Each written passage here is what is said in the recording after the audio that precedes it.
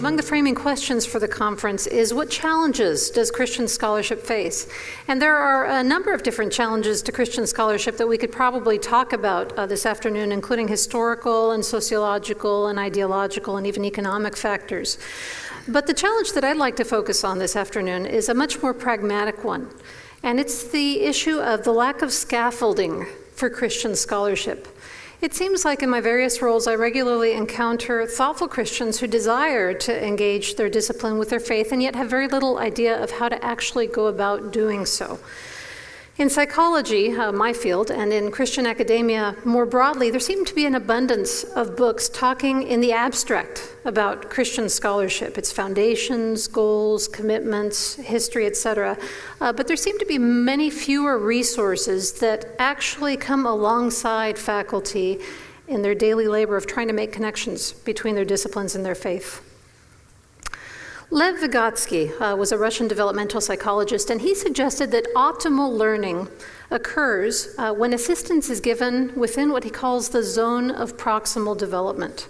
And this zone is the distance between what the child can do by him or herself and what the child can do with guidance. And so the teacher's role is to produce a type of scaffolding in which the teacher stays one step ahead of the student, providing guidance until the student can accomplish the task alone.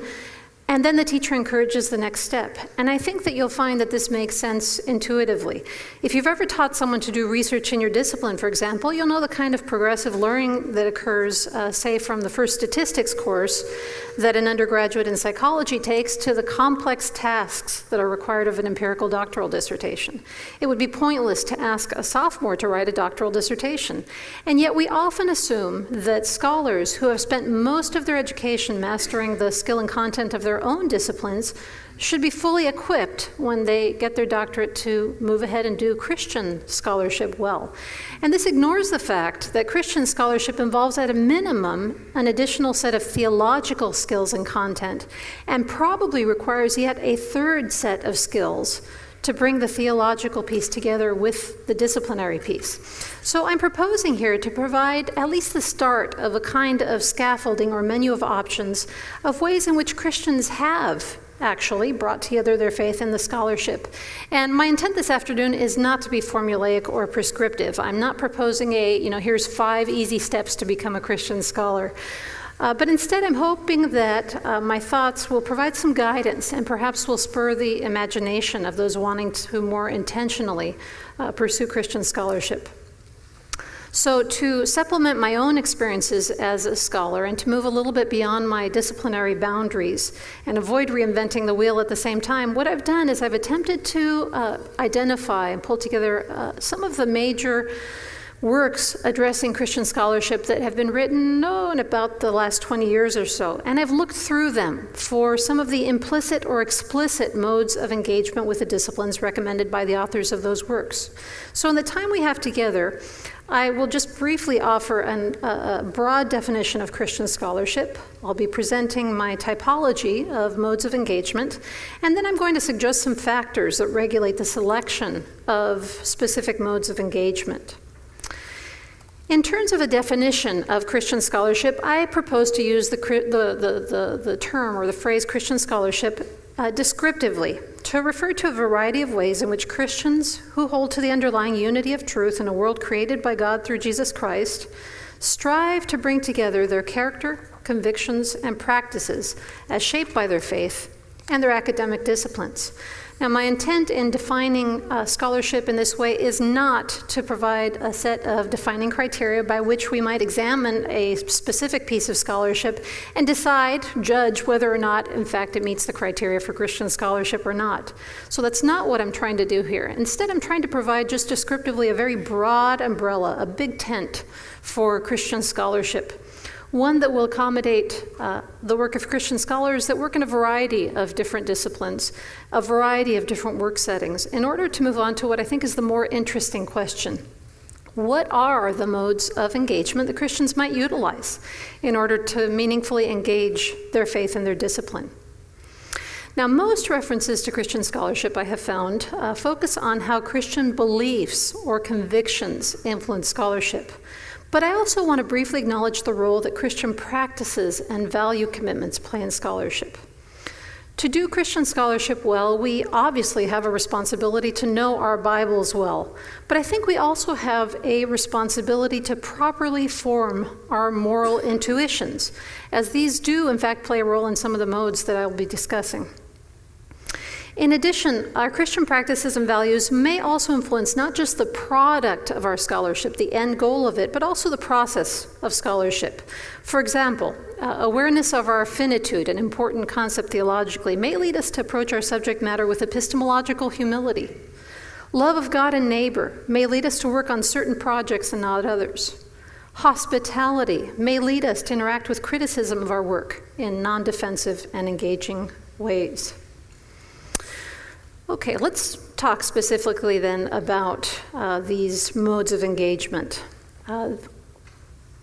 We want to address modes of engagement that are available across the spectrum of activities that are involved in scholarship. And so I've included here modes that have to do with motivation, with epistemology, diverse ways in which Christian commitments influence the content of scholarship, and then finally, those that have to do with the application or outcomes of the scholarship.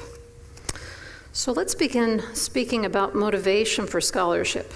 Several authors I found speak to the motivational function of the Christian faith in enriching scholarship. While all seem eager to avoid accusations of triumphalism, they nonetheless speak of faith as providing a multitude of benefits to the task of scholarship. William Durness, for example, speaks of the hope provided by faith. It's hard to understand how some can insist the Christian faith puts people in a box. The opposite is in fact true. The faith is not a box, but a window. Christian convictions about creation and redemption make the world open to its transcendent purpose and to the future that God has planned for it. Through his Spirit, God has revealed to us what no eye has seen, nor ear heard, nor the heart of man conceived. Anthropologist Janelle Williams Paris proposes that love is the motivation that underlies Christian scholarship. Coming from a pietist perspective, she points to the limitations of reason because of its detachment from virtue, and argues instead that love merges knowledge and practice. Duane Litfin sees all Christian scholarship as having a common end, a unified, Christ-centered understanding of the world. However, in his view, the motivation is not limited to knowing the creation, but also the Creator. And this is a theme that it's also picked up on by Mark Knoll, who also ties the motivation for Christian scholarship to knowledge of Christ. And he writes, "Since the reality of Jesus Christ sustains the world and all that is in it, so too should the reality of Jesus Christ sustain the most wholehearted, unabashed, and unembarrassed efforts to understand the world and all that is in it." Pat Gold draws the concept of the Lordship of Jesus Christ as motivation for Christian scholarship. He writes, "Christ as Lord means that he is Lord of all aspects of our lives, including the research projects we engage in and even the very questions that we ask. Lordship unto Jesus demands that all aspects of our being, including our thought life and academic work, lead to and result in love and worship of God and others." Nick Walterstorff, who is here with us, also envisions the motivation for scholarship in deeply personal or perhaps interpersonal terms as an act of gratitude. So Christian scholarship may be fueled by hope, confidence, love, and gratitude, and may be aimed at knowing God and his world better, and at submitting to Christ's lordship in all areas of our life. And these motivational factors that have been mentioned across many books by many authors suggest the importance of scholarship nourished by spiritual practices, not only to know more deeply the content of our faith, but to manifest more the fruit of the Spirit in hope, love, and gratitude, and to have our moral sensibilities sharpened. Let's move on to epistemological assumptions and methods. Every discipline has a set of epistemological assumptions and methodological practices that govern the practice of the discipline, and some of these are explicitly taught, for example, in courses on methodology. In addition to the ones that are explicitly taught, almost every discipline has certain pre-theoretical and largely implicit assumptions and commitments or first principles that shape the way that the discipline is practiced.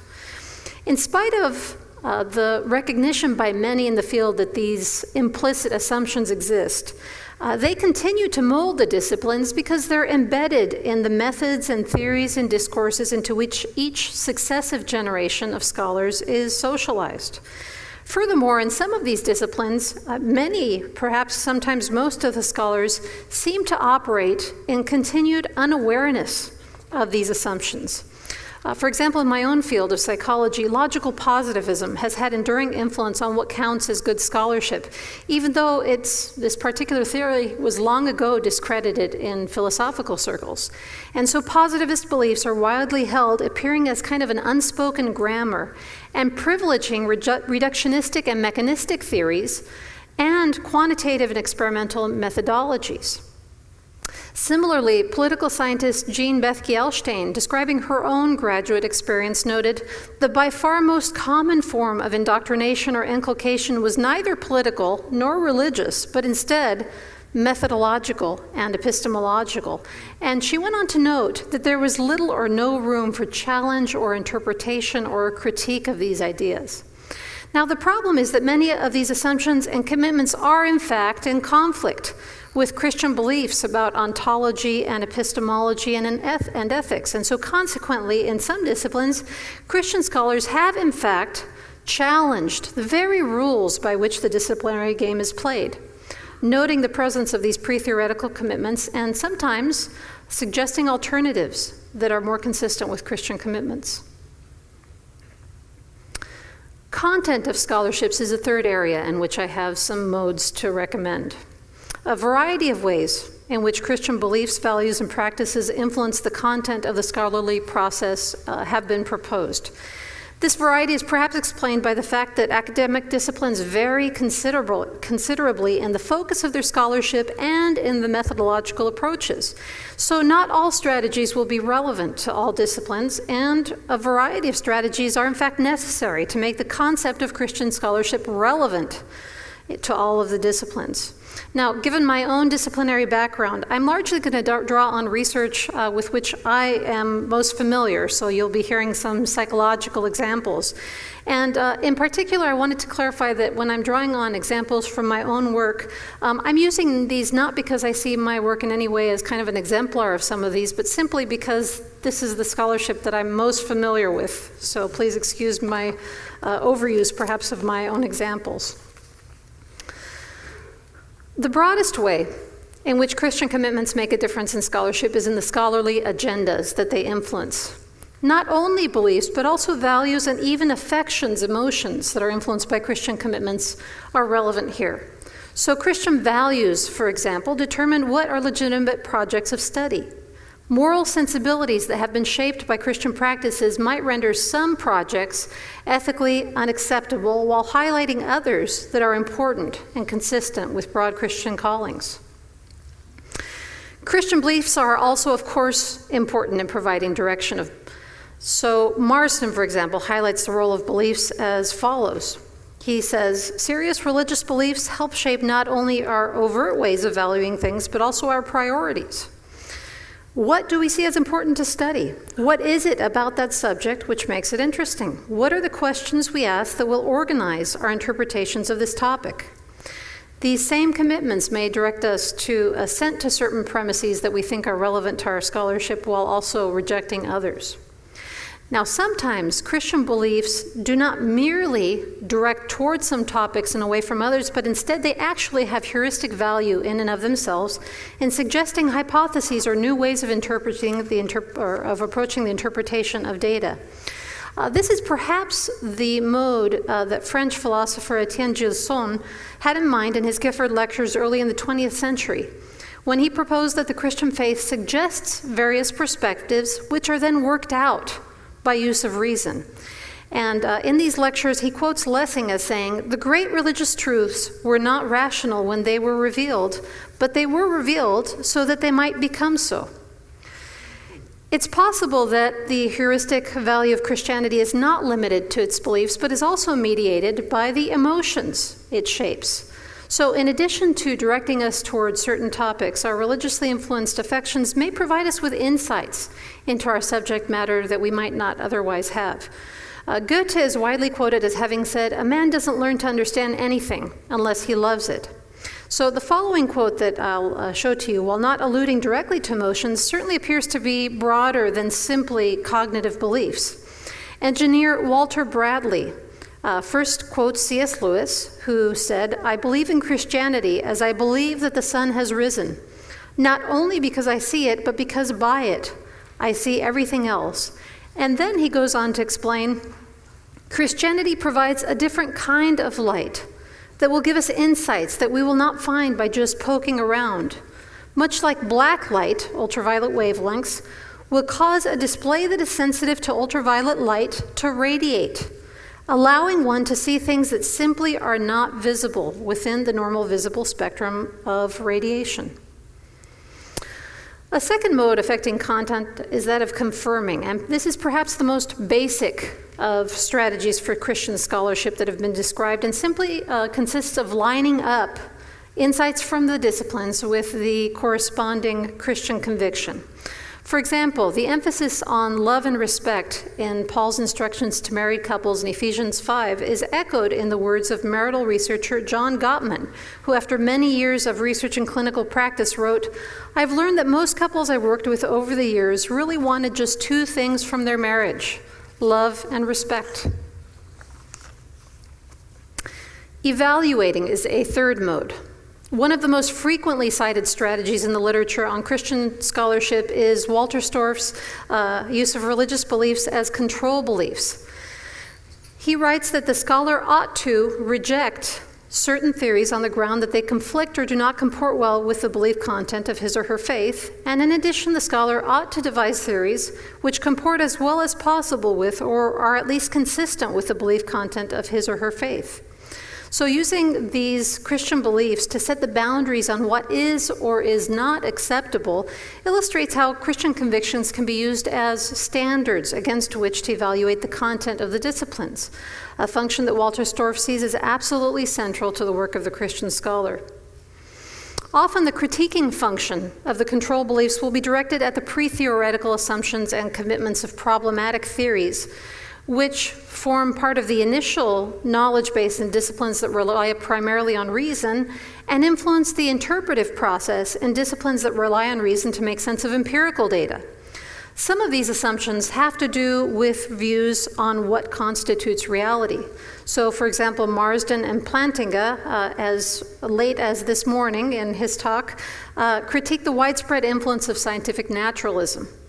Other assumptions have to do with epistemology, as I noted a little bit earlier, and yet other assumptions have to do more narrowly with the particular field of study, such as the influence of mechanistic determinism in the sciences, secular humanism in the humanities and social sciences, anti-realism in the humanities or with ethics, and basic values in some of the applied disciplines. Now, the opposite may also occur in the process of conducting Christian scholarship. Sometimes the evaluation goes in the opposite direction. So sometimes the data or theories of the discipline appear incompatible with certain Christian convictions and lead to re-evaluation of the Christian convictions. If careful study of the issue suggests that the conviction is faulty, perhaps based on inadequate interpretation of the relevant biblical texts, then it may occur that the Christian conviction is what is ultimately changed. Alternatively, Christian beliefs may allow for more than one legitimate interpretation of the relevant biblical texts, and the content of the discipline may lead the scholar to conclude that one of those biblical interpretations is to be preferred over the other, as it is more consistent with the disciplinary context, as well as being consistent with the biblical data. Clarifying is another mode relevant to the content of the disciplines. Utilizing the data or theories of a discipline to clarify the meaning or significance of a biblical passage or principles is sometimes the way that a discipline is engaged. For example, in a paper that I co-wrote a few years ago, I drew on two psychological theories of suffering to clarify how God's response to Job in the final chapters of the account of Job affected the dramatic changes in Job's stance toward God and toward his circumstances that are seen in the narrative. An alteration of his stance that sometimes at first glance seems a little puzzling, but makes a lot of sense in light of these psychological theories. Elaborating. This is when we utilize the data or theories of a discipline to extend the understanding or specific application of a biblical passage or principle. For example, the Bible instructs parents to discipline their children, for example, in Proverbs 13:24. But the details that are provided are a little sketchy in terms of what this should look like. And so psychological research on the effects of different disciplinary styles can assist in applying those instructions well. A more comprehensive view of any aspect of reality is possible when we bring together insights from our discipline with relevant faith-based convictions and allow them to engage with each other. Out of the reflective discourse that occurs at the conjunction of two kinds of knowledge, there can emerge a fuller and more complete picture of that part of reality. So, for example, in recent years, my research has focused on issues of embodiment. And in attempting to understand the embodied aspect of our experience, I've drawn both on theological insight and on literature from the social sciences. Now, theology and the social sciences complement each other very nicely. Theology provides answers with respect to the intended functioning or purposes of the human person, and of course of the body of the human person, by telling us what they were created for, while the social sciences focus on description, documenting in a wealth of detail the actual functioning of the body, the actual things that the body does for us. And so bringing both of these answers together can provide us with a more complete understanding of what the body is for, to give a specific example of this process of complementing. Reflecting. Mark Noll suggested that in the creative arts, an important task of the Christian scholar is to accurately reflect reality. And by this, he does not mean that Christians should always engage in naive realism. Rather, he says, if atonement theology suggests that narrative is basic to human expression, including artistic expression, the question of narrative shape is also important. Since atonement involves tremendous complexity and great mystery, the best narratives will not be simplistic. And he goes on to critique Manichaean and heroic and nihilistic narratives, and then says, rather, the best narratives will be morally complex.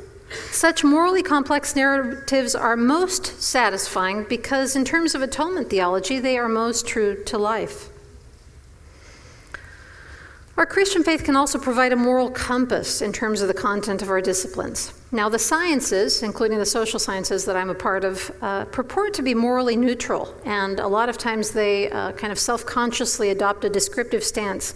But it still holds true that particularly in the human sciences, the work of the discipline does, in fact, involve moral values.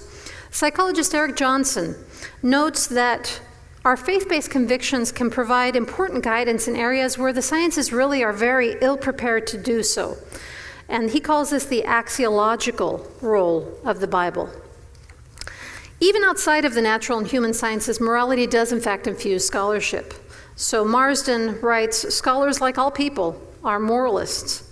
Nothing is more common, at least in scholarship having to do with human behavior, than moral judgments, whether explicit or more often implicit. Moral judgments, like other commitments, help determine what subjects people study, what questions they ask about their subjects, and what answers they will give to those questions. In his own field, history, he notes the influence of moral judgments showing up in two ways. He writes, how do I implicitly or explicitly evaluate various developments as positive, negative, or something in between? And how do these evaluations shape my narrative? Reclaiming. Arthur Holmes, one of the primary founders of the integration movement, notes the creative and redemptive influence Christianity has had on the development of Western culture, including the development of science, and he encourages Christian scholars to do the task of recovering and claiming this history as models of Christian scholarship. So several folks have done this. I believe Plantinga has some work in that area, but Mark Noll has provided in a recent book a brief history of Christianity and science that challenges the popular conceptions of the relationship as being primarily characterized by tension and antagonism. And I think in many of the disciplines that we're a part of, this work of retrieving the history is an important one. Contextualizing. Contextualizing consists of placing the data or theories of the discipline into the biblical framework so that its meaning and significance becomes apparent. Psychologist Mary Stuart Van Leeuwen notes that all disciplines have two faces: a logical face, which follows the methodological rules of each discipline, and an interpretive face. With respect to the interpretive face, she states that scholars attach meanings to what they study and perceive structures in it on the basis of highly personal intuitions and belief structures. Now, when these personal intuitions and belief structures are formed by the Christian faith, they will shape the interpretations in Christian ways.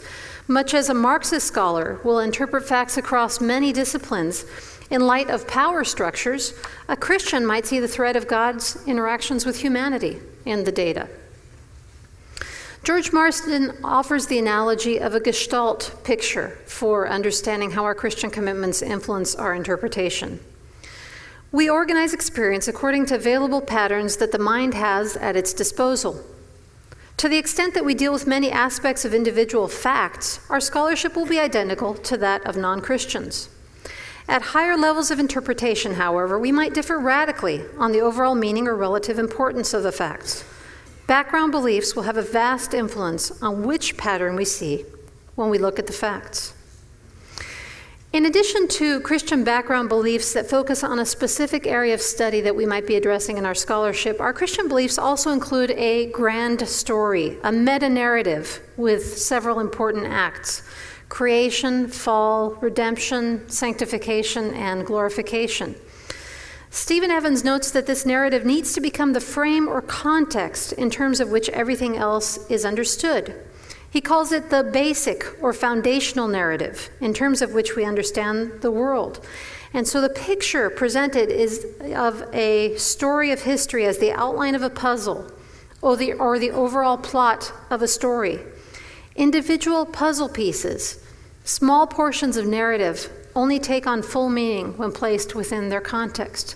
And in similar ways, very specific pieces of scholarship might take on additional meanings, more nuances, when we take the time to place it within the overall narrative of our Christian context. The fourth area where different modes have been proposed is in the outcomes of our scholarship. Three kinds of outcomes of scholarship are endorsed by proponents of Christian scholarship: service, enhancing our knowledge of reality, and worship.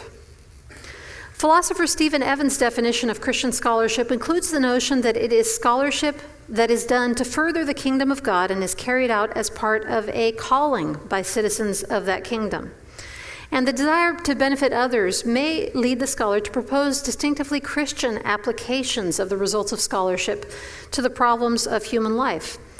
Walter Storff proposes that our vision of the kingdom of God be that of shalom, and that our scholarly efforts specifically address issues of injustice around the world in pursuit of that shalom. Similarly, theologian William Durness notes that Christian faith requires response to nature as well as understanding it.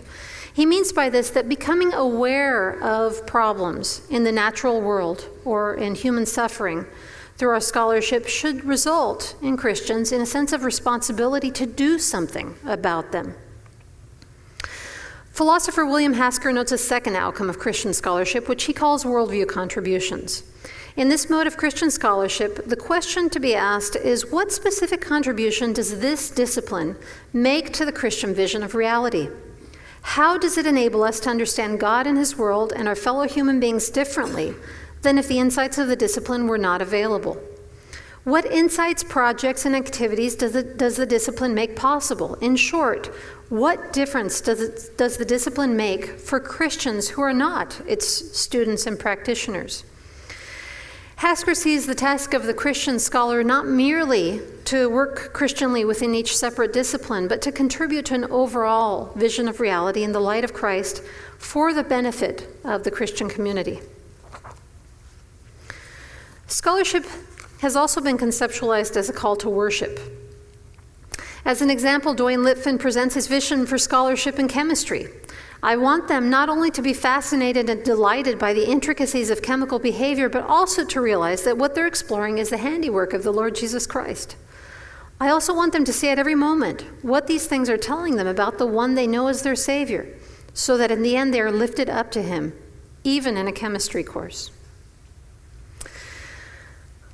Now, there are a number of modes of engagement available to Christian scholars, and so what is it that makes a difference in terms of which particular modes are engaged in by any given scholar? Among the factors that undoubtedly influence this decision, I am going to focus on three: the scholar's discipline, the level of specificity of the scholarship, and the audience for which the scholar is writing. Academic disciplines vary in the degree to which the content of their disciplines overlap with content that is addressed by faith. Marston distinguishes between fields that primarily focus on empirical investigation and those that touch on issues of wider significance and meaning. He writes, "So on topics that have most to do with interpretation and with the larger significance and meaning of humans in relation to each other in the universe, faith-related perspectives will have the most bearing. Such implications are more often apparent in the humanities and social sciences than in the hard sciences." He also notes that religious commitments will have more of an influence in disciplines where religion is explicitly a topic that is studied, as well as in disciplines where moral judgments are made. Put another way, this continuum can be described as one across which the noetic effects of sin vary. Emil Brunner noted this many years ago, stating, "The nearer anything lies to the center of existence where we are concerned with the whole, that is, with man's relation to God and the being of the person, the greater is the disturbance of rational knowledge by sin. The farther away anything lies from the center, the less is the disturbance felt, and the less difference is there between knowing as a believer or as an unbeliever." Philosopher William Hasker makes another distinction between theoretical and applied disciplines. He argues that the epistemological and metaphysical issues that we've discussed earlier in Christian scholarship are more relevant to the theoretical disciplines, and in contrast, there are issues around application and service that are more relevant to the applied disciplines. He notes that applying theory brings up a distinct set of questions that must be addressed by the Christian scholar. What are the implications and results when this theory is put into practice, and how do these effects coincide or conflict with one's ultimate objectives as a Christian? He also sees questions of ethics and value as surfacing more frequently in the applied disciplines than in the theoretical disciplines. Scholars in all disciplines do scholarship that varies in the level of abstraction. And so when scholarship is done at very specific levels, like conducting tightly controlled empirical observations in the sciences, Christian commitments may make very little difference. But as the scope of the scholarship becomes broader, involving interpretation, it's likely that questions of significance or meaning will be more influenced by matters of faith. So even in the hard sciences, there will be some scholarship that is done at this very concrete level, but even in the hard sciences, levels of abstraction are reached when theories and grand theories are attempted. Some of the modes of engagement that I've described are, in fact, consistent with the practices of the secular academy, although one thing that I've noticed in interdisciplinary dialogue is that what is acceptable in the secular academy actually seems to vary quite a bit from discipline to discipline. But other approaches, other modes, are intended to challenge the practices of the secular academy, and still others seem most suited for audiences that share similar Christian commitments. Psychologist Eric Johnson, in describing Christian scholarship in psychology and using the language of integration that predominates in that discipline, distinguishes between strategic integration and maximal integration. Strategic forms of Christian scholarship use the rules of discourse of the secular discipline, but find ways to advance a Christian agenda to the extent that it's allowed or tolerated by the discipline. So this might take the form of addressing Christian topics through the lens of the discipline, or bringing topics suggested by Christian commitments into the field of study. It may even involve challenging the rules of the discipline by pointing out the weaknesses of some of the rules of the discipline and the rule's ability to help the discipline achieve its aims, so arguing from within the discipline for a change of rules, or even noting times when disciplinary practices fall short of the discipline's own ideals or standards. In contrast, maximal Christian scholarship is practiced, in Johnson's words, by, within, and for the Christian community, and because of that is not constrained by disciplinary rules. Since the goal in maximal scholarship is the unification of knowledge about disciplinary content, so the unification, for example, of knowledge about human beings in psychology, it involves all sources of knowledge that are relevant to the content area. And so these sources would also include scripture in the Christian tradition, as well as content that comes specifically from the discipline. Whether any given scholar practices strategic or maximal Christian integration will be influenced in part by the intended audience of the specific project. Now, to this point, I've attempted to be primarily descriptive in my comments on Christian scholarship. Before concluding, however, I'd like to go out on the limb a little bit and provide some prescriptive comments. For a variety of reasons, which I suspect are primarily undergirded by socialization pressures to conform to disciplinary norms, many Christians in the academy intentionally keep their Christianity out of their scholarship. At an interdisciplinary Christian academic conference I attended some years ago, a presenter was asked how his Christian faith came to bear on his discipline. In response, he stated that he engaged in the practices of his religious tradition regularly, then sought to be the best scholar he could be. And further interaction with his comments made it very clear that from his perspective, there was no connection between his religious practices and his scholarly work. While one might wonder if his Christian commitments had managed to sneak into his scholarship in spite of his best efforts to keep them out, his response still puzzles me. With the wealth of motivational and intellectual resources offered by our faith, it would seem to me that wise engagement in scholarship by Christians would involve, at a minimum, that the scholarship be motivated by one's Christian values and commitments on the basis of Jesus' lordship in all aspects of our life. Furthermore, awareness of potential conflicts between the methods and predominant paradigms of the discipline and one's Christian values and commitments would seem necessary for responsibly engaging in the work of scholarship by people who are Christians, even if that particular individual did not him or herself engage in actively critiquing or doing scholarship in the critique of those methods and paradigms. In terms of the areas of content and outcomes, a couple of concepts seem relevant, those of vocation and those of community. Christian values and moral sensibilities should probably influence the content of scholarship, even if it's only indirectly in a Christian scholar who's been formed by the Holy Spirit. And it would seem that if we are addressing topics of scholarship in which scripture or theology overlaps, in which scripture or theology has something to say, it would make sense, I think, to be aware of what those things are.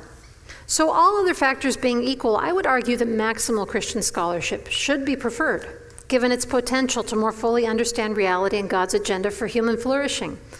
But whether or not these scriptural and theological insights are explicitly brought into the scholarship, whether or not the outcome is specifically the known good of others, may depend on these factors that I've outlined: the discipline, the specific area within the discipline, and the specific audience to which any given scholar is called. So I think the concept of an individual's vocation or calling is important to consider with respect to whether the scholarship is explicitly Christian or not.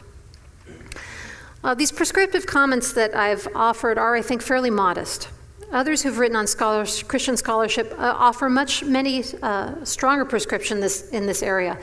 Paul Moser, who we'll have the opportunity to listen to later on this afternoon, for example, argues that Jesus' love commands are relevant and binding to those who recognize Jesus as Lord, and that his commands to love God and neighbor imply, in Moser's words, that our projects are acceptable only to the extent that they contribute to satisfying the love commands.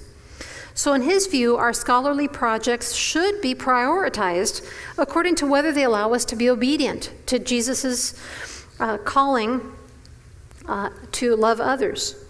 And interestingly, Moser actually explicitly disallows vocation or calling to provide scholars with exemptions to fulfilling the command to love others through our scholarship, although he does note that this love to others may be expressed differently depending on people's vocation and giftedness. In addition to the concept of vocation, the concept of community seems important to me, and this is a theme that has already come up this morning, but it seems like Scholars are part of a group of Christians working in their area of study. The full spectrum of Christian scholarship should be seen best as the task of the community rather than of the individual scholar, so that some might do the basic research, others might provide critique of disciplinary assumptions, yet others develop practical applications of the work. Perhaps this observation carries with it the prescriptive encouragement to actively engage with other Christians in the discipline. The notion of community also suggests the possibility of collaborative scholarship. In our age of specialization and expansion of knowledge, it might be that one individual is not equipped in all cases to do maximal Christian scholarship well. So collaborations between scholars in theology, biblical studies, and the disciplines may be the way forward. In either case, Christian scholars can be encouraged in their work knowing that they are part of a larger body of believers who are working together to enlarge human understanding and contribute to human flourishing. And my hope is that this brief attempt to begin to provide a scaffold for Christian scholarship will also encourage believers to give Christian scholarship a try.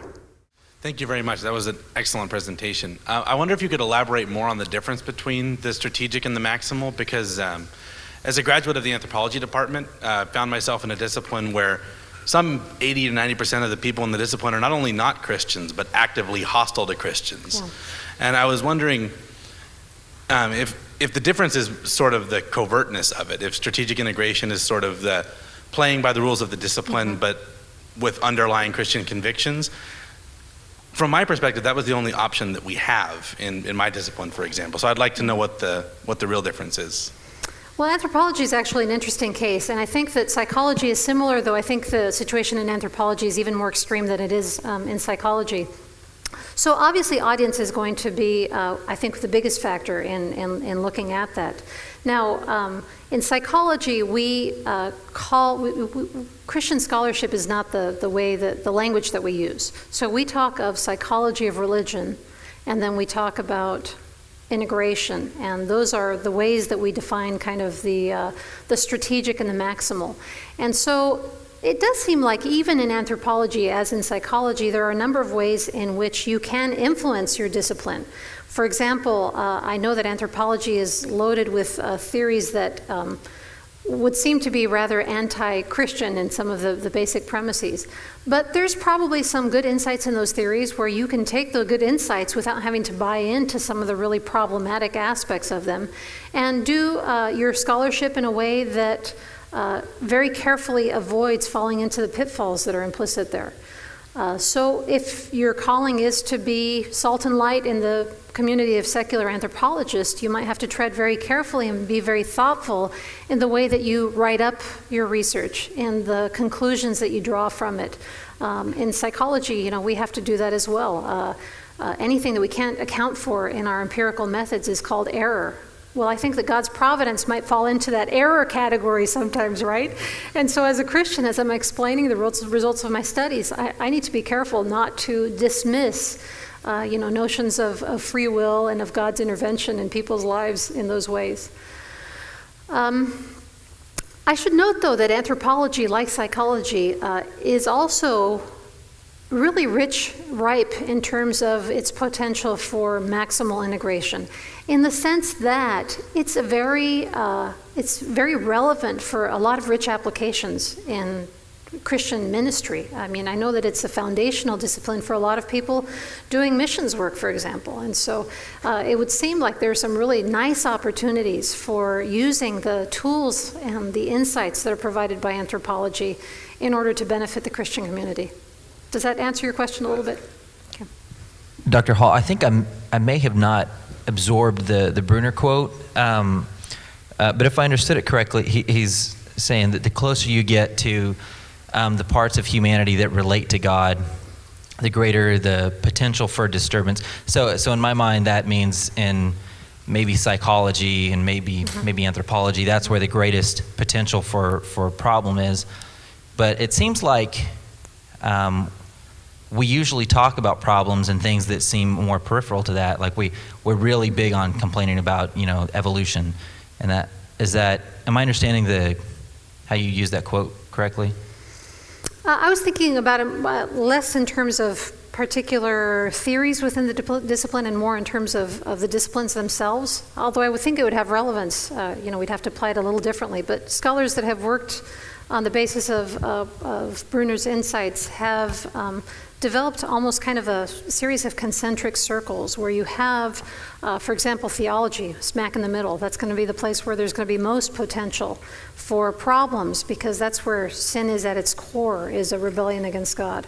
And so scholars in that area who are Christians might want to be very, very careful. And then you have the ones that apply to human beings. As people made in the image of God, there's all kinds of problems that are possible there too. And so, you'll have the psychology and the anthropology and sociology where you're going to have to tread very carefully. And then the natural sciences are probably going to be on the outside. The distorting effects of sin on our capacity to perceive and understand the world are probably going to be much less in those areas than in others. I thank you for the presentation. I wanted to ask, right here, you already kind of gave a little example when you were talking about interpreting error as a possibility of including providence or free will, stuff like that, but I was actually going to ask if you could provide another, or maybe another example of, in your field of psychology, where your faith has directed your research in like which direction you took it, or what kind of hypotheses you decided to test. Yeah. Starting even in terms of methodology. In psychology, it's a big enough field that you find a little bit of everything in that field, but as I mentioned, there are certain methodologies that definitely are the ones that if you're a really good scholar, you're going to do those ones. The ones that are very reductionistic, every kind of human behavior or attribute is reduced down to a number that you can plug into statistical equations that will give you, the cause and effect structures of human beings. Now, one of the ways in which my scholarship has been influenced is to reject that as the only mode of understanding human beings. I think it's interesting and valuable, but I also do qualitative research, which has been more at the fringes of what is acceptable within the field of psychology, because I think issues of meaning and non-reductionistic concepts and theories can emerge from qualitative research more easily than from quantitative research. So I do both. That would be another example of how my Christian beliefs have influenced my scholarship. So I'm struck by your comment, the question before last, about how the distortion ought to be less in the natural sciences, which seems like conventional wisdom. But as I listen to you, and very sympathetically, I'm struggling with the distinction between basic research and application. Yeah. So the conventional wisdom in the sciences, at least, is that the knowledge is more morally not valued. It's good. Knowledge is good. The problem is what we do with it. Mm-hmm. And yet, the line does not seem to be bright at all, especially in biology these days. And and apart from that, the application frequently is the justification for the basic science. So for example, I think anybody would hold that telomere research was immoral somehow, but trying to apply it to anti-aging to live forever probably is. Mm-hmm. And yet I can think of things in synthetic biology that are nowhere near application, that don't endanger any human subject. And yet I want to hold are immoral on the face of it, but never to be asked of, never to be attempted. Mm-hmm. So how do you sort of get at that? Because I get uncomfortable with that because it sounds like suppressing inquiry. Mm-hmm. And that's not a place where we want to be. Mm-hmm. So can you help me kind of see my way through that within your framework? Yeah, I don't know, because I haven't thought much about the issues in science. So I'm not sure explicitly in the example that you're giving about in synthetics what to say there. Would it involve human subjects at all, or? Well, I think of things that would trying to make a bare bones human cell. Okay. Just to see what the minimal things it takes for a human cell. Why? Mm-hmm. Why do we need to know? Mm-hmm. So perhaps there, the place where it becomes moral is that it interfaces with who we are as human beings, and maybe in the back of your mind, that's what's problematic. And in terms of Bruner's insights, then it brings us back into the fact that since we are made in God's image, there's something about us that, in terms of our value or worth, it might make us uncomfortable in terms of messing with it.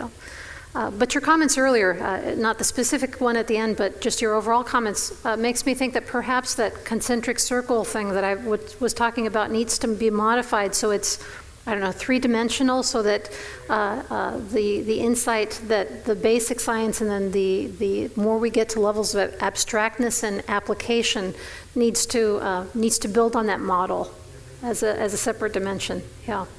Liz, I want to add my gratitude for your presentation. I want to go back to your definition of Christian scholarship because I was intrigued. You said it's the ways Christians strive to bring together their character, conviction, and practices as shaped by their faith and academic disciplines.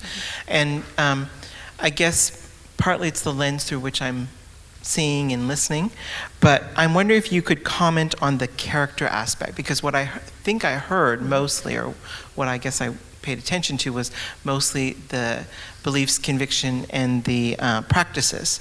And I'm wondering if you want to comment at all on the character aspect, not only how it influences doing scholarship, but maybe also how does the Christian scholarship influence the character of the scholar? I don't know. That's an interesting question that I haven't thought much about. But in response to your question, it seems like a couple of places where the character would make a difference is that there's an awful lot said in the Bible about who we are as people, and that almost seems to be emphasized more than what we do. Motivation is a huge component. And so when we think about the process of scholarship and our presence in the scholarly community, not just among believers, but especially, I would think, among colleagues that don't know Christ, who we are as people and how we engage around issues of scholarship is incredibly important. So issues of integrity and striving to do the best work that we can for God's glory, and non-defensiveness in our interactions, humility, all of those seem to be character-based and would make a big difference in the ways that we go about engaging in the scholarly community and doing scholarship. So that's one piece of it. And also, at least in my mind, moral sensibilities are tied to character. And so it would seem that it's going a little bit into psychology here. There's some evidence that in terms of kind of our ability to judge or evaluate things cognitively, there's actually an emotional component of that is much further down, that when we initially hear an idea, the first thing is not kind of a logical, well, I agree or I disagree with that, but there's this more basic kind of gut sense for or against something else. And then it becomes more specific emotional reactions, and then ultimately we are able to figure out what it is that makes us either like something or find it distasteful. And so there's a sense in which I think character has to do with forming our gut. It has to do with who we are as people is going to make a big difference in terms of what ultimately is going to be critique or acceptance of ideas, because it's shaped by who we are as people and our very most basic responses to the world and to ideas around us.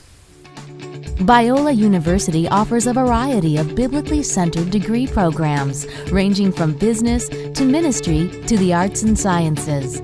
Visit biola.edu to find out how Biola could make a difference in your life.